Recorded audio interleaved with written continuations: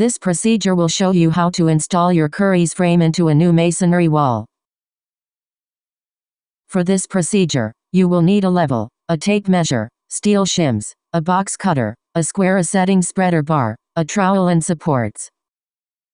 Remove the shipping spreader bars before placing the frame in the opening. Set the frame into the opening and brace it in place.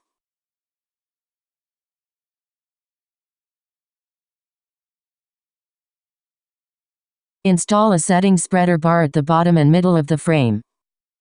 Verify that the head and side jambs are level and plumb. Secure the floor anchors to the floor with 2 foot clip screws. Insert steel shims as necessary, then cut and remove excess steel.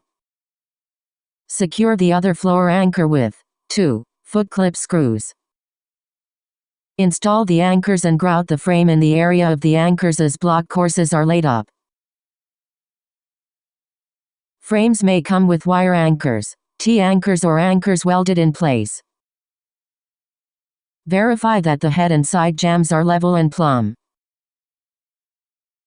Add an anchor at regular intervals as you build up the wall. 1 anchor is required for each 30 inches of jamb height. Anchors can be placed either directly above or below hinges and should be in the same places on both jambs. Once the wall is built, remove the supports and spreader bars. Your frame installation is complete and is ready for the next phase of construction.